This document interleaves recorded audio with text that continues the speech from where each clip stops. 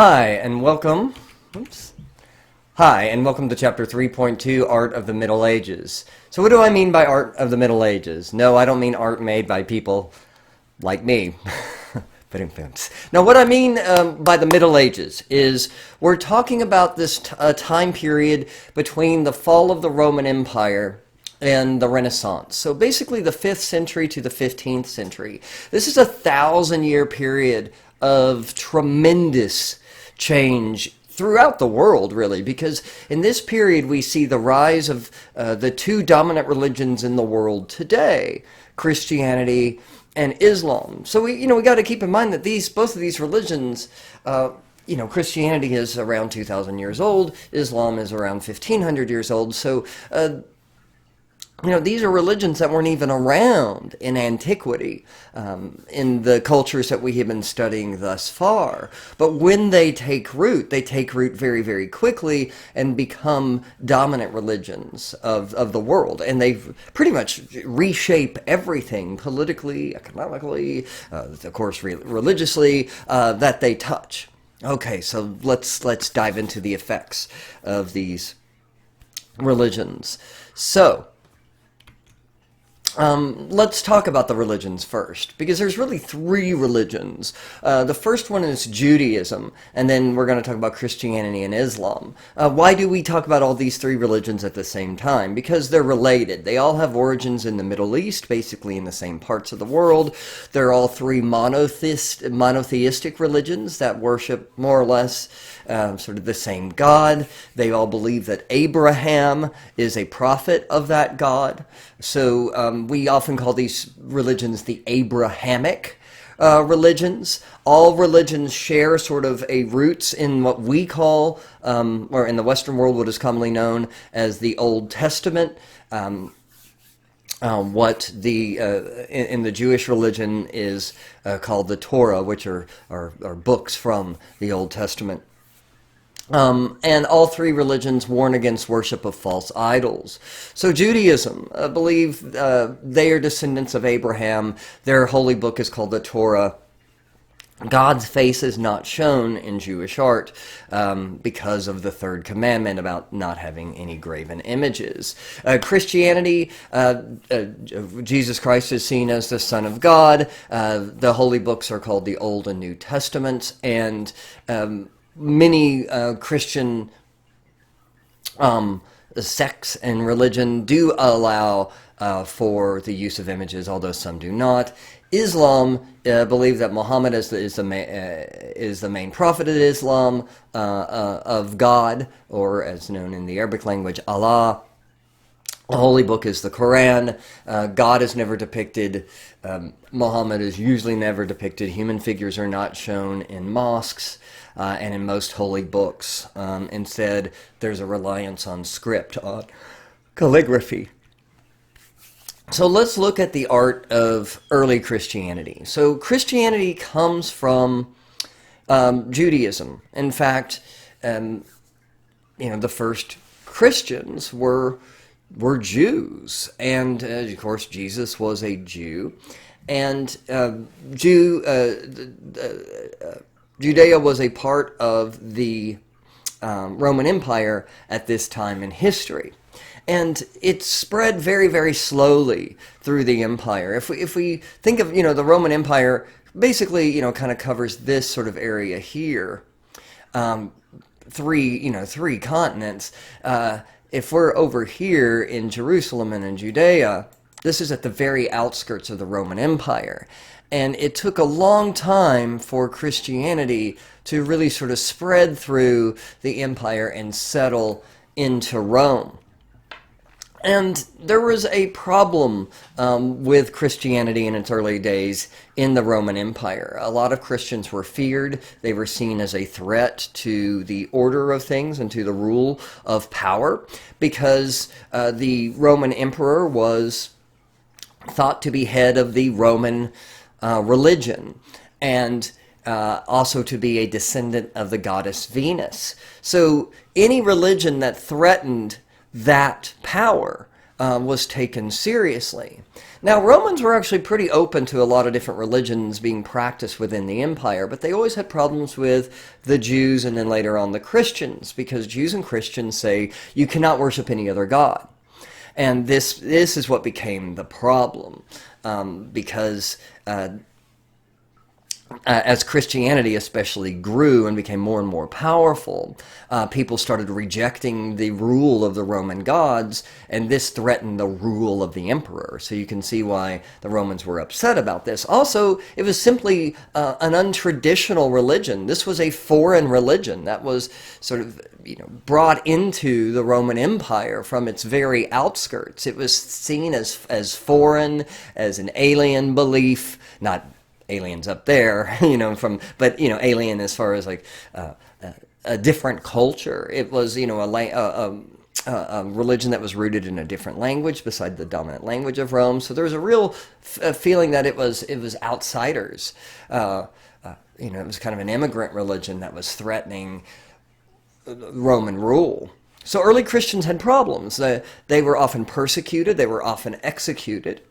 And for a lot of the first, few centuries of Christianity in Rome, they had to worship in private or even secret sometimes. Early Christians built what are called catacombs.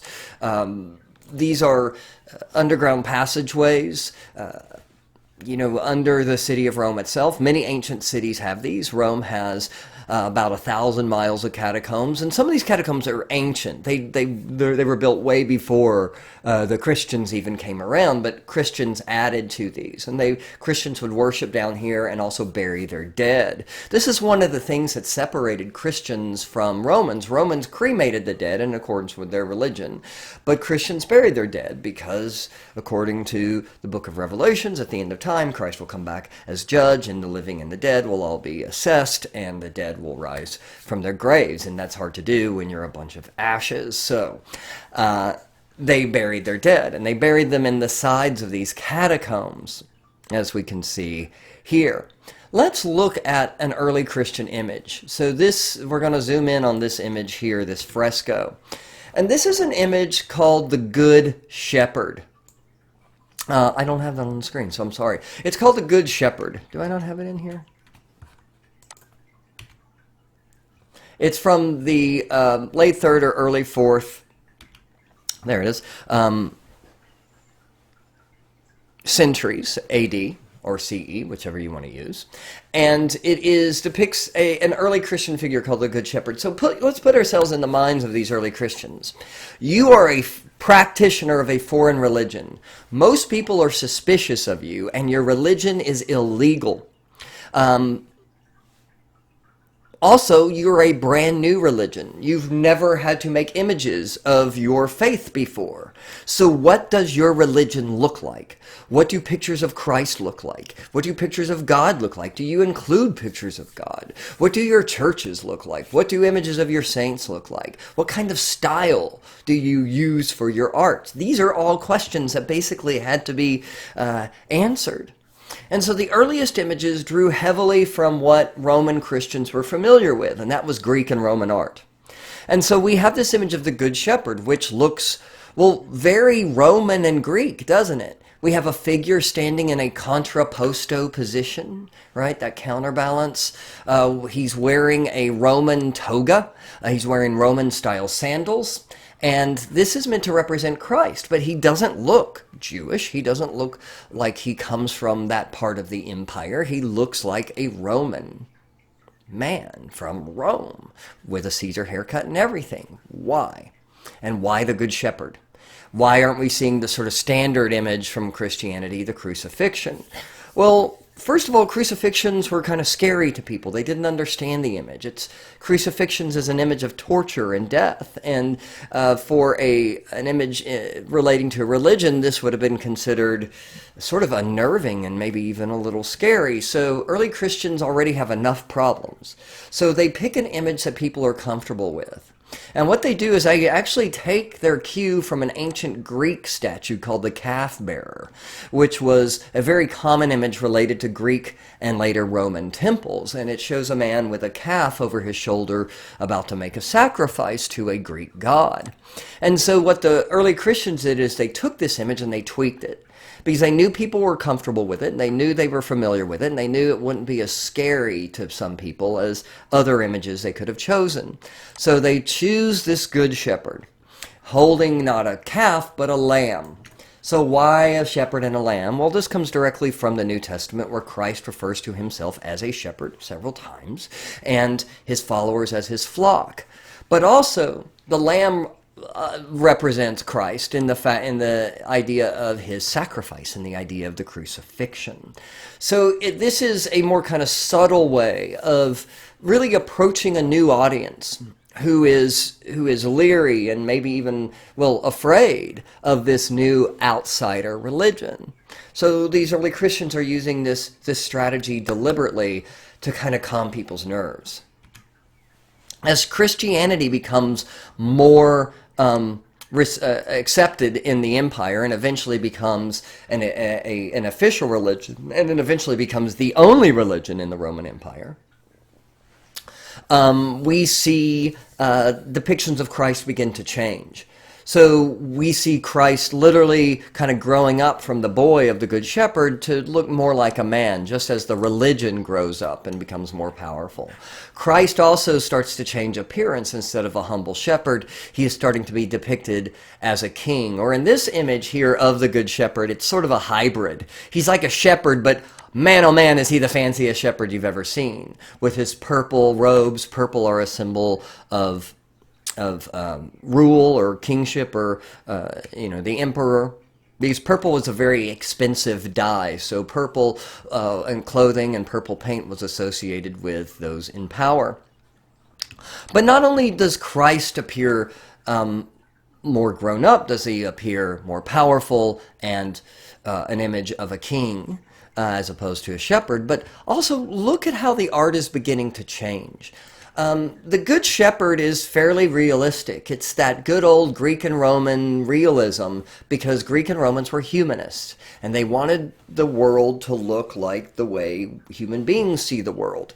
And remember, humanism says man is the measure of all things, man is awesome, man is great, man is the best thing since sliced bread. But Christians don't believe that, do they? Christians believe that man is inherently sinful and messed things up so badly that Christ had to come down and redeem everybody. Man is not the measure of all things unless you're measuring how to mess things up. And so early Christians were not humanists.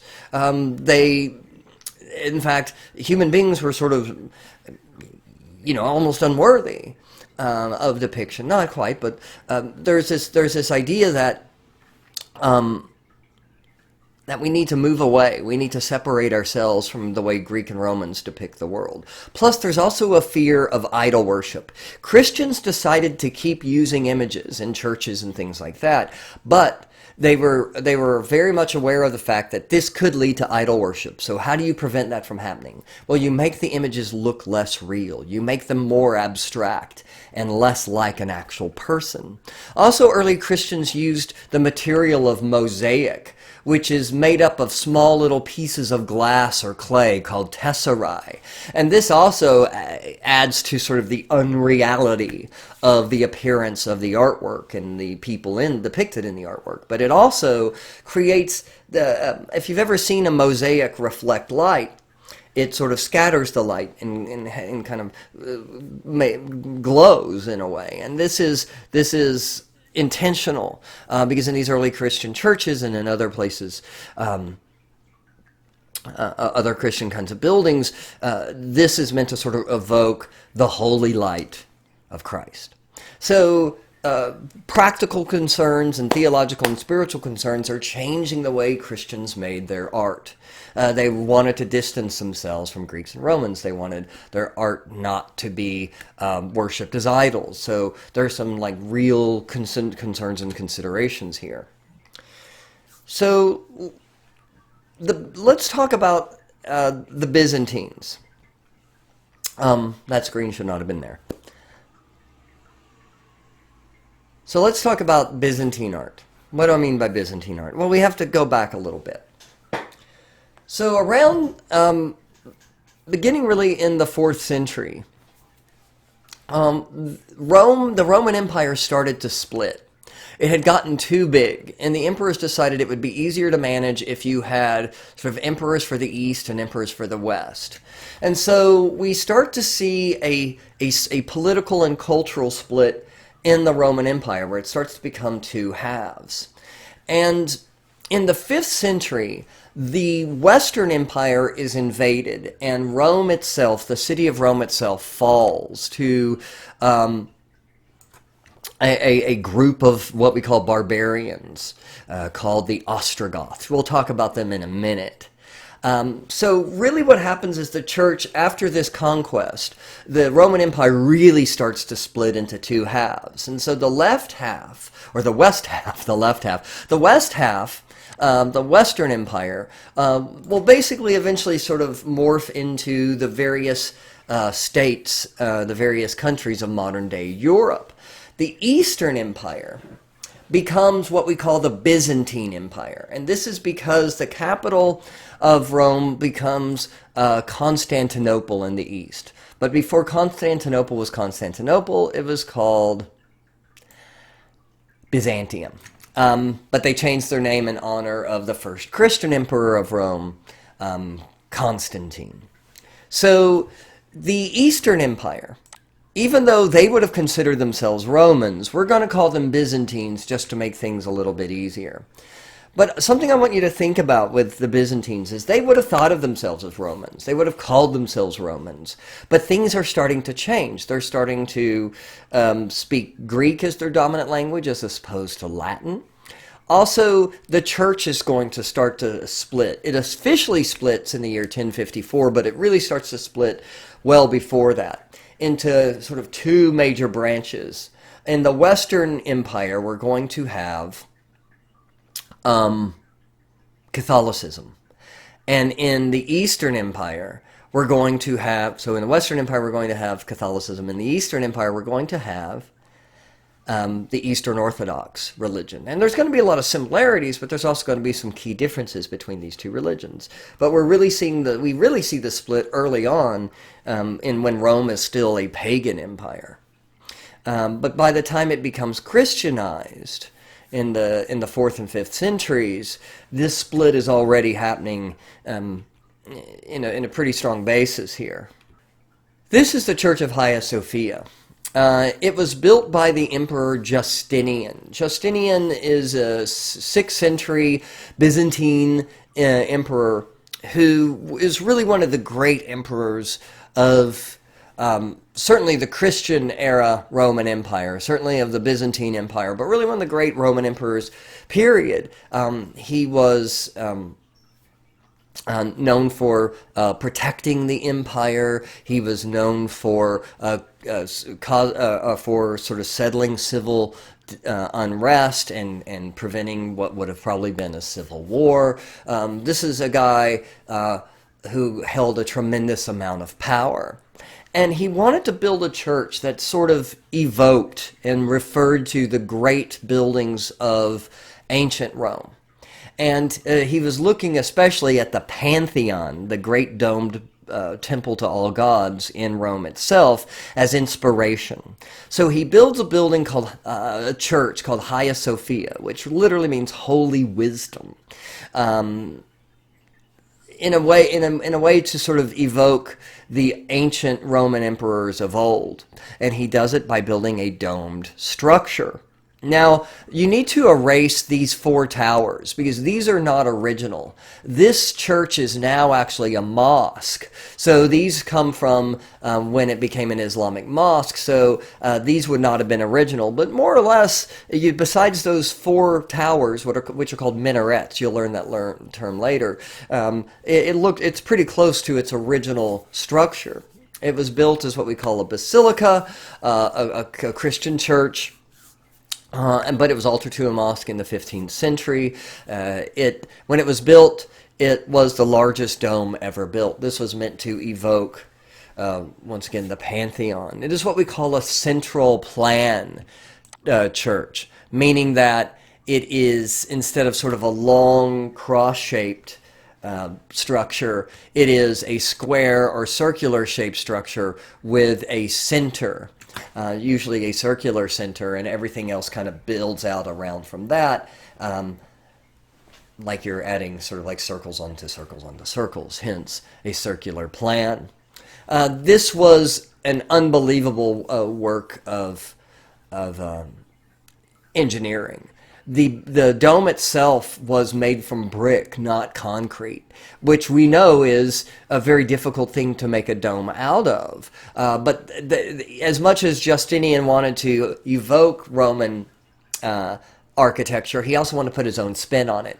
And instead of using Roman concrete, he used brick as a way of kind of saying, all right, we're doing this my way now. This was very experimental. In fact, initially, the dome didn't work, and like a few decades after it was built, it actually collapsed, and they had to rebuild it because it was so experimental. But this whole church is meant to sort of evoke this feeling of otherworldliness, this feeling of being a kind of a heavenly building. Moving along. We can't talk about the Byzantine Empire without talking about icons, which are small paintings of religious figures believed to possess healing powers.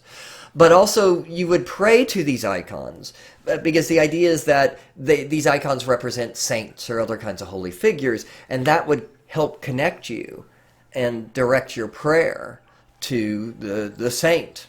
But there was a group of people called iconoclast who believed that this was leading to idol worship. And so in the 8th and 9th centuries in Byzantium, there was what was called the iconoclasm, which was the destruction of images. And most of these images were destroyed, although some of them were taken to St. Catherine's Monastery at Mount Sinai in Egypt, where some of them survived, but most of them did not. We have just a handful of these icons. So let's take a look at two of these icons. The image on the left is an image of the Virgin and Child surrounded by various saints, and the image on the right is of Christ. These are rather smallish icons, although some icons, especially in larger churches, could be quite large. But icons were also made for home use. Some of them are very small. Think of like a little picture that you could set on your, desk or nightstand or whatever. And then you could pray to that saint or Christ or whoever it is. Eventually, the iconoclasm went away, and the church decided icons were okay. But they had to follow very strict sorts of rules. They couldn't look too real. The painters had to be trained in a very specific way to keep these things from looking too real. But icons to this day are still a big part of the Eastern Orthodox religion, and they have their roots in the Byzantine Empire. All roads lead to Rome, guys. All roads lead to Rome. All right, so the image on the right is particularly interesting. This is a Christ, an icon of Christ. You'll notice that one half of his face looks different than the other. The left-hand side of his face is old and wrinkled and imperfect, and the right-hand side is perfect. This is meant to show the two natures of God, of Christ, the divine side and the human side. And notice it's the left-hand side that is faulty, and that is very common in most world beliefs. Left generally means bad. In fact, in Latin, the word for left is sinister. The word for right is dexter, right? And you can see this in lots of different languages. The word left usually means something bad. For example, in French, left is gauche, which we use the term gauche for meaning something that is sort of tasteless or whatever, in bad taste. So left, and I'm left-handed, so left has always been often associated with evil or things that are imperfect. So that's what we're seeing here. So icons. Other Byzantine art. The Byzantines also used mosaics. Here's a close-up of a mosaic of the Empress Justinian, or of Theodora, I should say. Mosaics are made up of small little tile called tesserae, and in this image I think you can really see the, this up-close image and see how incredibly intricate these images could be. They were made up of tens of thousands, some hundreds of thousands of these little cut pieces of tile. This is from a church called San Vitale, which was a church in Italy, but it was the church of Justinian. Some parts of Italy were still under the rule of the Eastern Empire at this point. It gets complicated. You don't have to know this, but these mosaics we're looking at are going to be on either side here at the back of the church, right next to the altar. And so here is Justinian's mural. First of all, let's look at the art. Look how abstract things are getting. Art is becoming less and less specific. The figures are becoming more flat. They're becoming less realistic. They're becoming more cartoonish with like their sort of bold outlines. And also you'll notice that some of the figures, especially those of people who aren't very important, start to become very generic. And we start to see sort of a loss of individuality, especially of those who aren't high-ranking kinds of people. Why? Well, because of a rejection of humanism. Individuality and the sort of elevation of the individual is very much a humanistic thing. And it goes against, in many ways, sort of the Christian beliefs of the time, which basically say all eyes on God and Christ. And individual people don't really matter that much because we haven't been redeemed yet, right? Okay, you'll notice once again, he's wearing purple. The emperor, this is Justinian himself, because he is, well, the ruler, and he's also the head of the church. So just like the Roman emperors were head of the Roman religion and also head of the empire, in the Byzantine Empire they carried that over, and the head of the church was also the head of the state. This is going to be different in Catholicism, where the Pope is the head of the church, and then individual rulers are going to be the heads of their own nations. But there's not that separation of church and state in the Byzantine Empire. We can also see the name of this bishop, Maximianus, who was the guy who had this church, San Vitale, built. On the other side, we see Theodora, the empress. And here you can really see in her attendants this lack of individuality. They all pretty much have the same face. If you want to learn more about Theodora, who is one of the most fascinating characters in history, I believe, you should take my Art History 1 class, where I spend a good 15-20 minutes talking about her. But we don't get to do it here, so that's a teaser, guys. Islam. Islam is a religion that begins in the 7th centuries, late 6th, early 7th centuries, and they center on a guy named Muhammad, who is a prophet of the Lord, Allah. And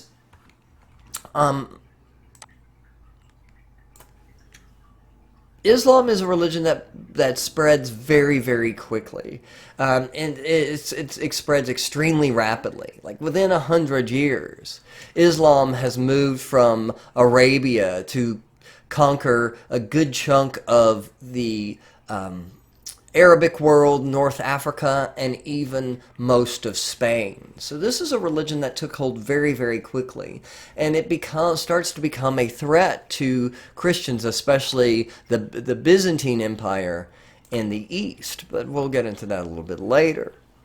So in the Islamic religion, there is a very close adherence to the Ten Commandments and the belief that you shouldn't have graven images. So this means no images of Allah, no images of Muhammad, no images of people in religious art. Now, outside of religious art, you can have pictures of people, but within mosques and within within the Quran itself, you're not going to have that. So what are you going to find in the Quran? Well, first of all, in these manuscripts, and you know what manuscripts are, you're going to see a lot of writing, especially a special kind of script called Kufic script, which is very elaborate and very decorative.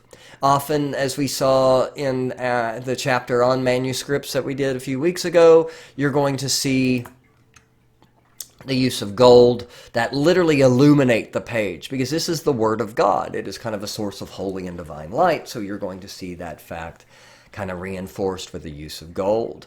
But the Word itself is what's important here. Though the Quran is believed to be the Word of God directly dictated to Muhammad from the mouth of an angel. And so this word is treated special, as if it is, well, the holy word, the Word of God. So it is given this kind of special treatment. And scribes, Islamic scribes, had to go through years and years and years of training to be able to produce these scripts, and they're very intricate and beautiful designs and very expensive use of materials, or use of expensive materials, I should say. Let's go back to Rome. So we've been looking at what's going on here in the East. We looked at the Byzantine Empire and we looked at the rise of Islam. We'll get back to all of these. But now let's see what happens in the West. Because I'm going to be honest with you, it ain't pretty. In the middle of the 5th century, a group of what we call barbarians, a group specifically called the Ostrogoths, from what is today modern-day Germany, invade Rome and conquer it. So for the first time, really, the walls of Rome have fallen, and Rome is now ruled by a foreign power. And this really begins this split between East and West. The fact that you now have what the Romans called barbarians in charge of the Roman Empire. Okay, so who are these barbarians? Well, there's lots of them. And you're not going to have to know all of their names. But as Rome grew and began to conquer Europe, it took over areas that were already occupied by people they called barbarians. For example, there was a group of called the Celts in what was known as Gaul, which is now France. There were also Celts in England and also Ireland, also parts of Spain. There were groups called the Franks, the Anglos, and the Saxons. There were the Vikings. There were the various groups of Goths. There were Ostrogoths, and there were Visigoths. There were Jutes and Vandals and Scythians and Merovingians, and all of these different groups living throughout Europe. Slavs and all of these different groups. And many of these groups were very old and ancient peoples. Some of them even predated the Greeks and Romans. But these groups were generally illiterate. They were often primarily nomadic. And they didn't live in sort of complicated urban environments like the Greeks and the Romans did. And yet they had very powerful armies. So what happens is this. Rome got too big. You can see how large it was. I mean, it spread literally from Scotland to Baghdad. So it's very expensive to maintain an empire this large. And it's very hard to control people in an empire this large. And this eventually leads to unrest. There's a lot of factors here I'm not getting into that really aren't important. But there's economic factors, political factors, there's problems with a low birth rate, there's problems also with Christianity itself becoming a threat to the empire, and this is all basically causes Rome to shrink. So Rome starts pulling its borders back, and back. And what this does is this creates a power vacuum out here in Europe. And now you have all of these barbarian tribes who had been under Roman rule, some of them for centuries, who are now fighting for the leftovers of what was once the Roman Empire. And in the 6th and 7th and 8th centuries, we often call this time the Dark Ages. Because after the fall of the Roman Empire in the West, It leads to chaos here in Europe in what used to be under Roman control. Okay. So what did the art of these barbarians look like? Well, we're going to focus on the art specifically of a group that were living in England called the Anglo-Saxons, who were originally from Germany, but they settled in England. So these aren't even the natives of England, but they settle here.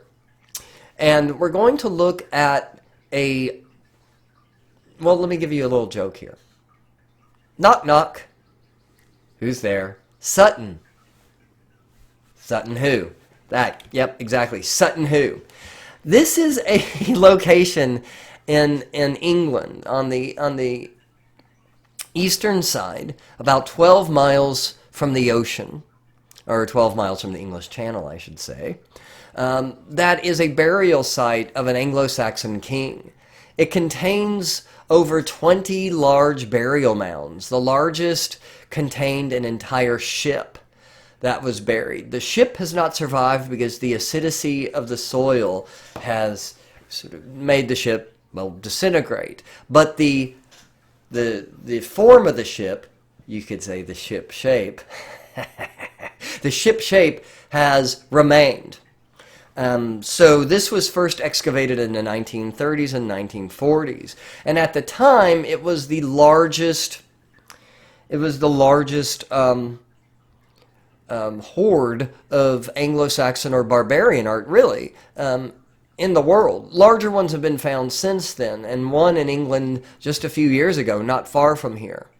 But we're still going to look at Sutton Hoo. So we can look closely at Anglo-Saxon art. And let's talk about how different it is than Greek and Roman art. It's very abstract. It doesn't have that humanist tradition of depicting realistic human figures. And in many ways, the figures and everything else becomes almost more part of an abstract design or pattern, as we can see in this relief from this helmet here. You see a man on horseback, and he is trampling over an enemy. But it is so abstract that at first it's hard to see those figures, and it almost looks as if we're looking at a pattern. And this is very typical of a lot of barbarian art in general. A lot of these objects that were found at Sutton Hoo are badly damaged from being in this soil. Any sort of organic material, so any wood and even the body of the king himself who is buried inside the ship have disintegrated. So in reconstructions like this, take this with a grain of salt. We don't know exactly what this looked like. But things that were metal did generally survive. And especially smaller objects like jewelry, belt buckles, things like that. And as we look here, I hope you can start to notice a pattern in the patterns that Anglo-Saxons and other barbarian tribes used. Because not all of these objects are just Anglo-Saxon. The Sutton Hoo contained objects from all over the ancient European and Mediterranean worlds. There were Byzantine coins, there were items from other barbarian tribes, there are Roman objects. So this is not Anglo-Saxon stuff. And in fact, all the barbarian tribes shared three things in common. Write these down. Write these down now. These three things are geometric patterns, the use of animal forms in decoration, and what we call interlace. I-N-T-E-R-L-A-C-E. Sometimes you'll hear these called knots or knotwork or Celtic knots. But interlace are basically woven or braided forms. And look at the exquisite craftsmanship. We call these people barbarians, and yes, they didn't have large buildings and big infrastructure. But when you look at the intricacy of the jewelry and the ornamental items, and these are small. I mean, the biggest is this purse lid here, and it's only like 7 inches. This is all tiny stuff. Look at that detail, guys. So we're not talking about cultures that didn't have high levels of craftsmanship. They certainly did. But it's a very different abstract sort of tradition from Greece and Rome. And this carries over into the Christianization period. Eventually, throughout the Dark Ages, Europe is Christianized, and these barbarian tribes are Christianized along with it. One of the first groups to become Christianized were the Irish, and the Irish started to produce manuscripts, handwritten books, and the Irish actually would go out and minister to other barbarians, and the Irish are really responsible for a lot of the Christianization of Northern Europe especially. But they produced these books we call gospel books. Gospel books contain the four gospels: Matthew, Mark, Luke, and John. And they were produced on parchment, and they were rather large books, and they were, one of a kind. And these books, at the beginning of each gospel, contained what was called a carpet page, which you can see why. It looks like a very fancy sort of Persian rug. This is specifically what's known as a cross carpet page. This comes from a manuscript called the Lindisfarne Gospels. But if you look closely, you can see those barbarian sort of trends have carried over into this Christian art. We see animal forms, we see geometric patterns, and we see interlace. Sometimes all at once, right?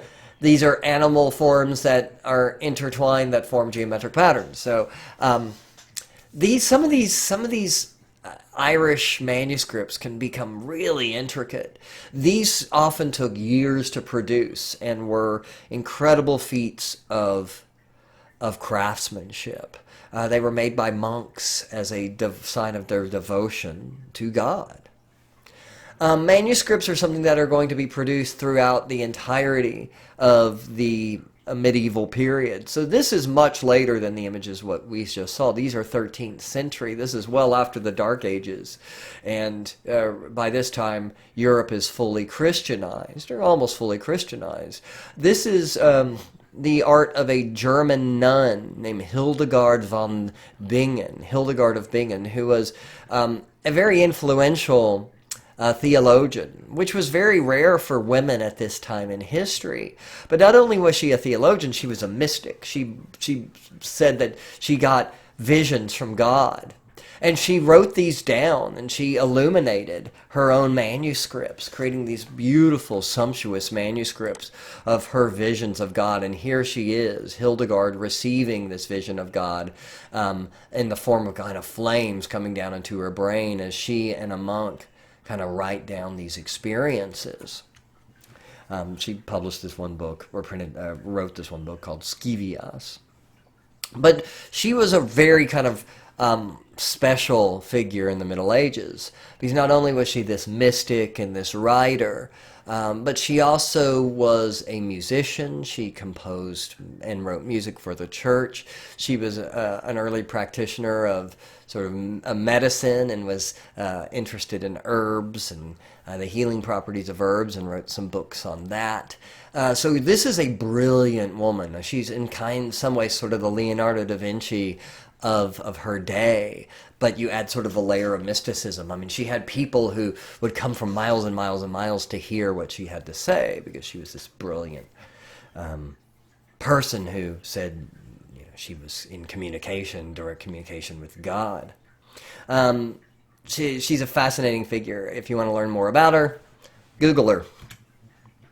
Pilgrimage. Pilgrimage is a holy journey, and this is very important to Judaism, Christianity, and Islam. Medieval pilgrims would travel to visit holy objects, relics, what they're known as, in various churches and mosques, and also that were places as the sites of important religious events.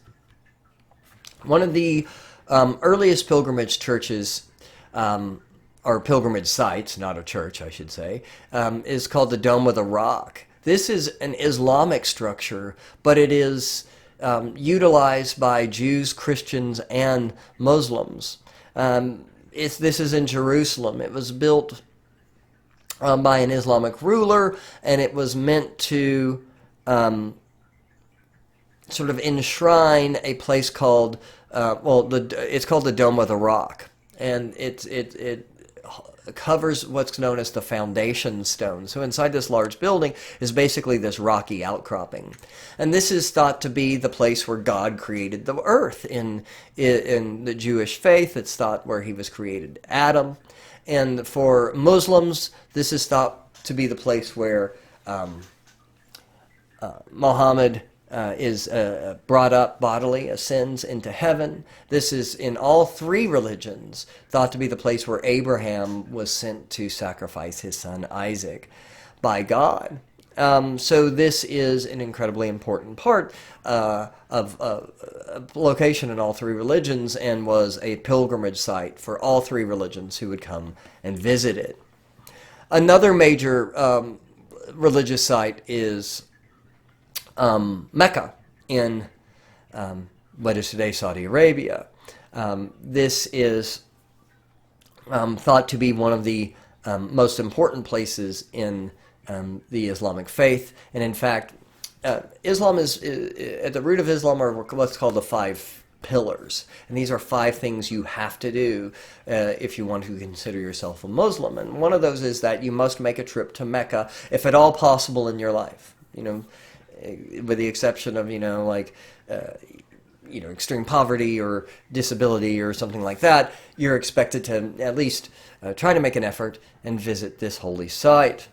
The center of this large mosque, the large prayer hall in Islamic faith, is what is called the Kaaba, which is a building that was thought to be built by Abraham for God, and now it is covered in this black and gold shroud, but it forms kind of the center of this holy location in Mecca, the heart of the Islamic faith and the Islamic world. And every year, millions and millions and millions of people go on this pilgrimage.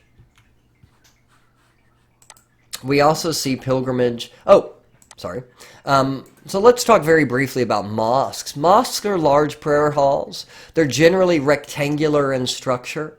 They can, a lot of mosques contain both a sort of indoor hall and then sort of an outdoor enclosed area. Mosques contain towers called minarets. Minarets are prayer towers. One of the pillars of Islam is that you must pray 5 times a day. And so the call for prayer is made from these minarets. These are very similar to like a tower, a bell tower in a church calling people to service. It's the same sort of idea. Minarets. Can't make this work.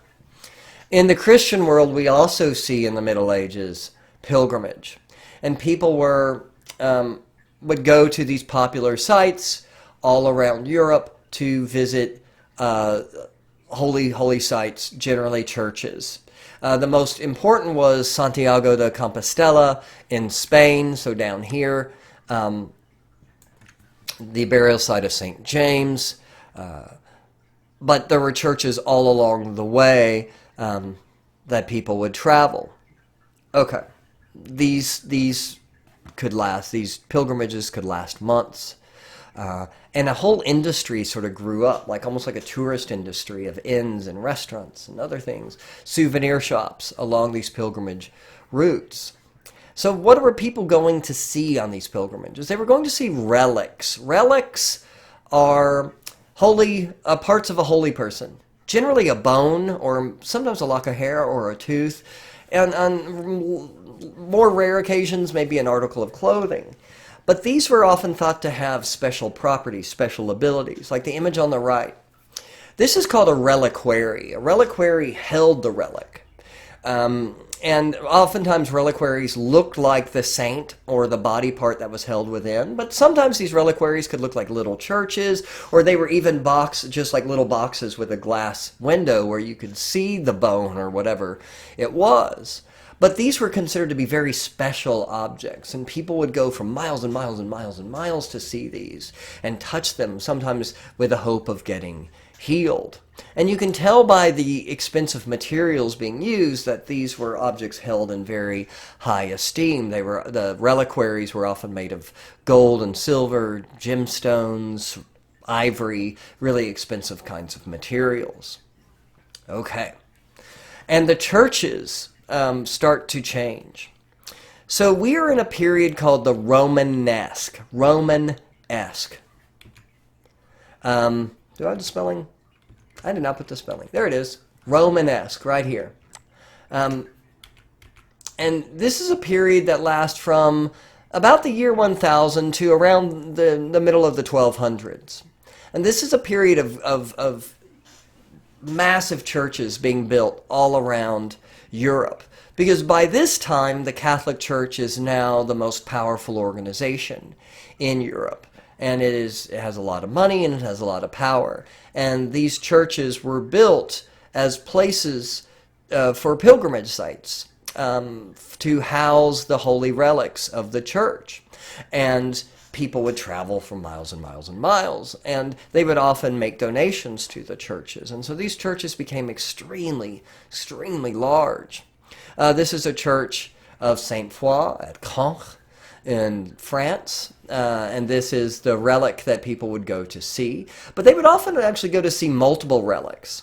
And so what these little things are sticking off the side of the church are called radiating chapels. And these radiating chapels held the relics. And so people could go into the church and they would go visit these little chapels and they could sort of spend time with the relic. These churches were designed in what was called the Latin cross plan.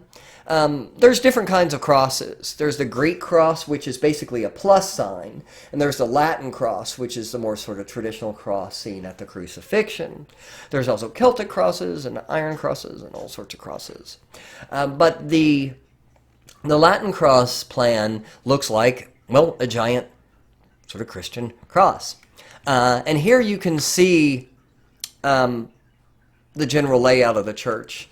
The churches were aligned east-west to mimic the rising and setting of the sun. They all face east because it was believed that's where Jerusalem is, and that is where the second coming of Christ is coming from. And I forgot to mention, all mosques in Islam face Mecca, the holy city of Islam. So the idea is similar here. These Christian churches are meant to sort of point to the most important place, in this case, Jerusalem, the site of the Last Judgment, the site where Christ will rise and judge everybody, according to Christian doctrine. These churches were designed to control massive amounts of pilgrims, sometimes thousands and thousands per day. So they were designed so people could walk down what were called side aisles, walk around what is called a transept, and then go visit these radiating chapels and visit the various relics that were held within. Because this actually then freed up the center of the church, which was still being used for, priestly duties and services and things like that. So these churches were designed this way, in the same way that theme parks are designed the way they are for crowd control. As you entered the church, you would walk through a portal, and you would walk under what is called a tympanum. A tympanum is a semicircular area above the portal. Above that is called archivolts, and these archivolts are made up of smaller voussoirs. The center column is called the trumeau, and on either side you have the door jambs. All of these were generally covered with lots of sculpture. We use the term Romanesque because these churches looked very Roman. They used arches with voussoirs. They were covered with a lot of sculpture, just like the Romans like to use a lot of sculpture. So we use the term Romanesque to describe these churches. And this is what the tympanums look like. This is still the same church, Saint Foy at Caen, we're looking at. And you can see that this would have once been painted, but the paint has mostly worn off. But if we look closely, we can see an image of Christ in judgment. The Last Judgment was probably the most popular theme in these Romanesque churches, because the idea is that, all right, you're a pilgrim. You've been traveling for days, weeks, maybe even months. And you've had a pretty good time. You've been seeing a lot of sights, you've been going to a lot of places, but now you're here at one of these pilgrimage churches, and now you got to get in the right mind. You got to get yourself right, and you got to remember why you're here, and that is for the salvation of your soul. Because if you don't, at the end of time, you will be judged, and you will be judged harshly, right? This is the belief. So we have Christ in the center, sitting as judge, enthroned. You'll notice one hand is up. His right hand, his good hand, is pointing upward. His left hand is pointing downwards. Downwards. Because left is always bad. I think that's left-handed people get it. Anyway. So on the right-hand side, we see the good stuff. We see heaven, we see saints, we see all sorts of good things happening. If you're following what you're supposed, the right way, the right path, you'll go here. But if you're messing up, you're going to go left, not right. So let's zoom in. When we look at the left-hand side of Christ, we can see images of hell. We can see Satan himself enthroned, surrounded by demons. We can see people being tortured, mutilated. And then over here we can see the entrance to hell. The entrance to hell was literally called a hell mouth, because it was believed that a giant monster formed the entrance to hell, and you had to be eaten alive by it as you entered into hell. So the feeling here is that this is a very real threat, and that our souls here are at stake. So as you go through this church, you must remember, as you enter the portal, that you are transitioning into a place that is holy and sanctified, and you must get right, right?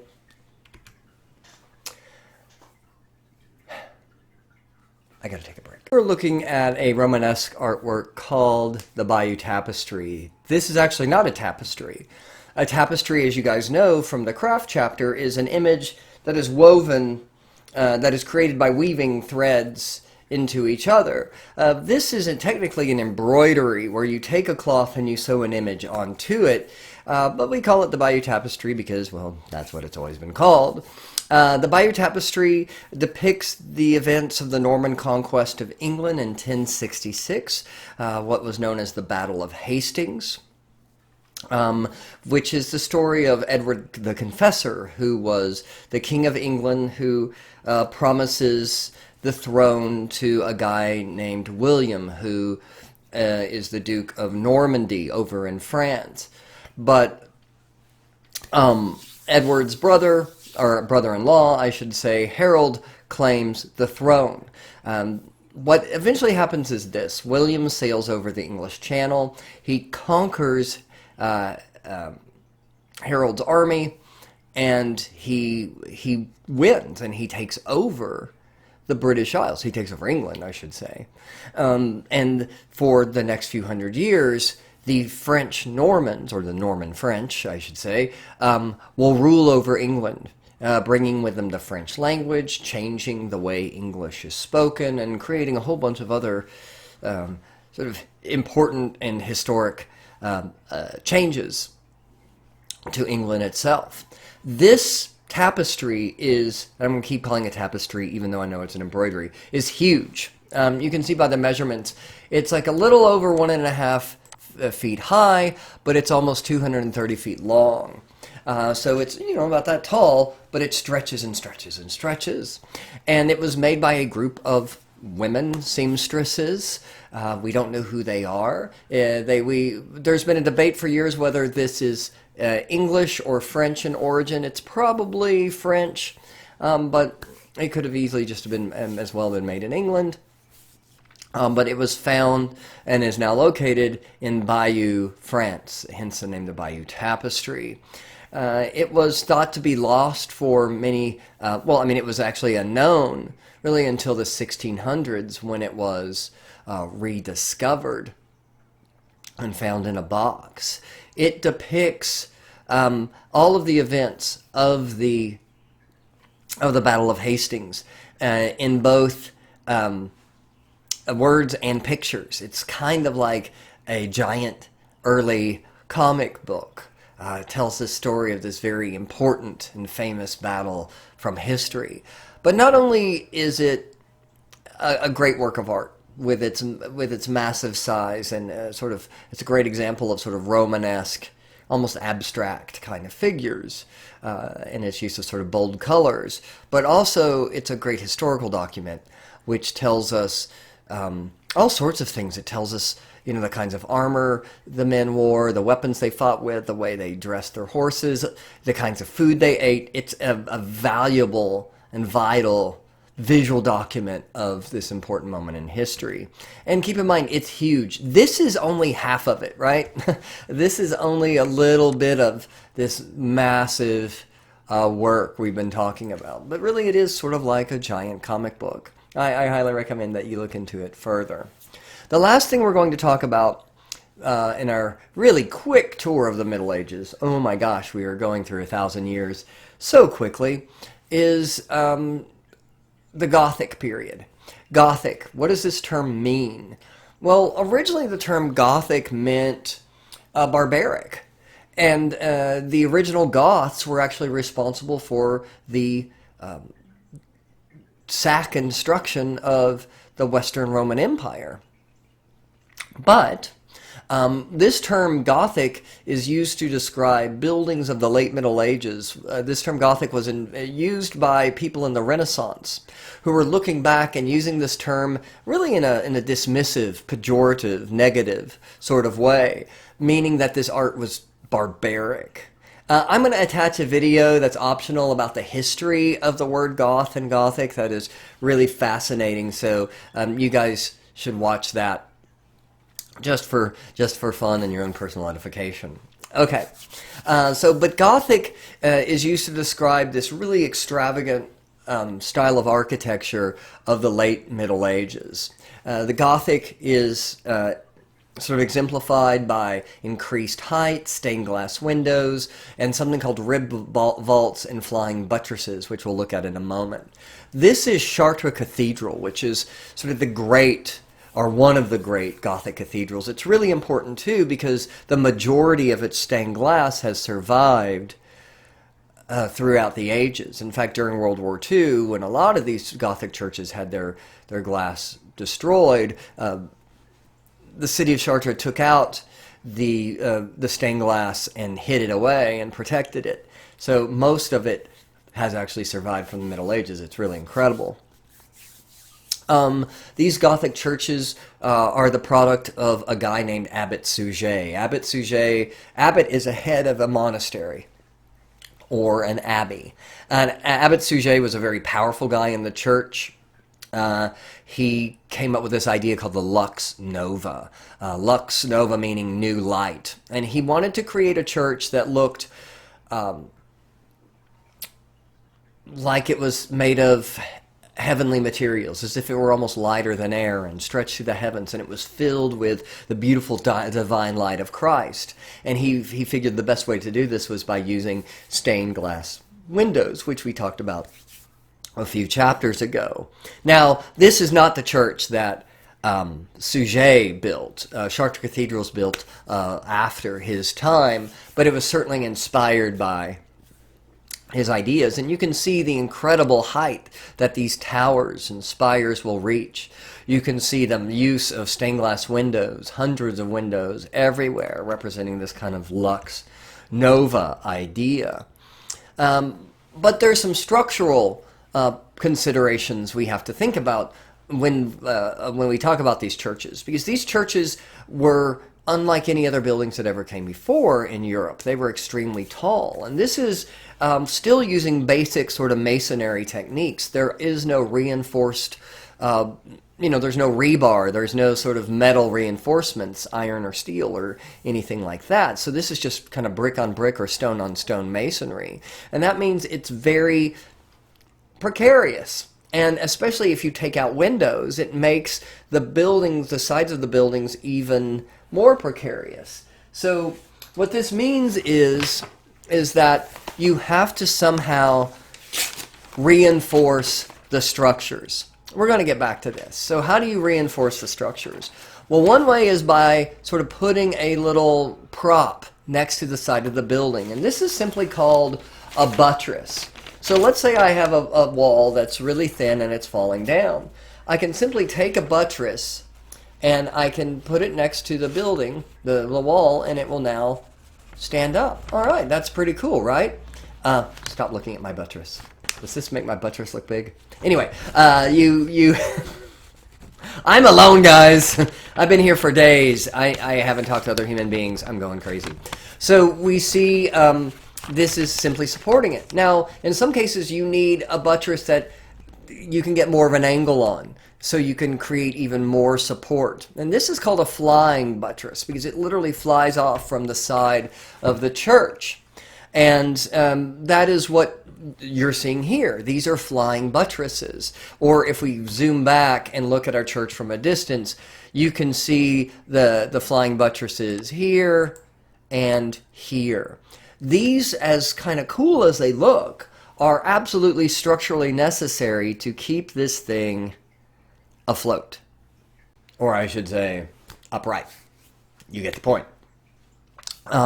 So this was a new technological innovation used to help support these massive cathedrals. Okay, so let's look inside. Inside, you'll notice that we have a barrel vaulted ceiling, but you'll notice that all the arches and the vaulting is pointed. This is a very common aspect of Gothic architecture. Are these pointed arches and these long pointed windows. In fact, the term we use for these windows are lancets, L-A-N-C-E-T, like a knight's lance, right? These long pointed sort of objects, a lancet window. All right. But you'll notice that these vaults crisscross. This is called a groin, G-R-O-I-N vault. A groin is an intersection. And so where these different vaults meet is a groin. Also, you'll notice that they're ribbed. This layer of brick is meant to help reinforce the structure of the roof. Because sitting on top of these buildings is a massive roof made of wood. Now, many of you are familiar with a year ago, Notre Dame in France, the great cathedral there, burned down. It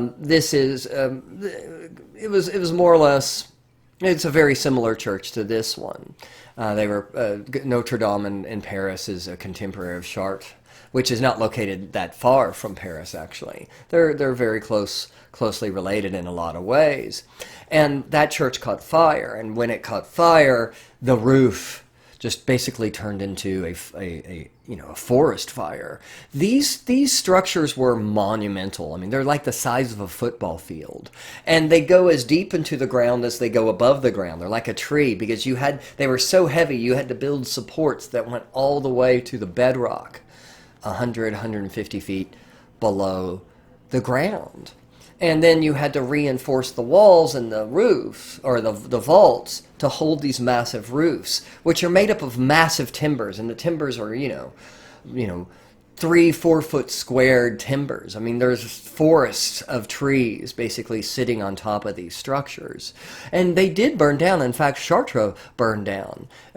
It was built and completed, and then a few decades later it burned down. But they rebuilt it because it held the tunic of the Virgin Mary. And that was the main relic of Chartres Cathedral, because it is also a pilgrimage church. And so they decided to rebuild because the tunic had not been destroyed, and they took that as a sign of God that he wanted the church rebuilt. It's also why the two towers on the church look very different, because this one was built later in a more sort of advanced style than the earlier Gothic tower on the left. The Gothic churches are basically laid out in the same way that Romanesque churches were.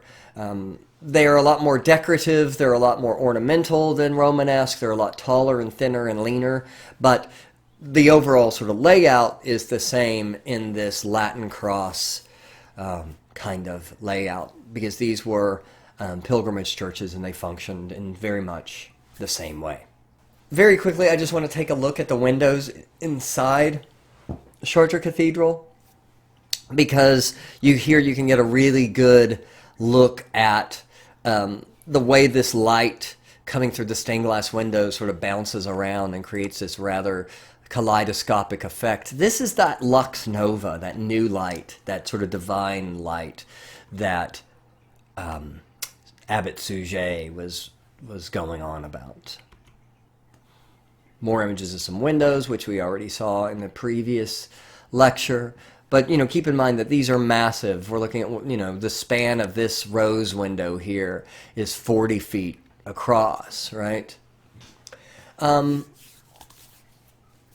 So I'm going to leave you guys with this image. We're going to talk about this image in our next chapter on the Renaissance. And even though this is a Gothic image, or images, the image on the right is in many ways the precursor of the Renaissance. So we're going to leave you with just a little taste here.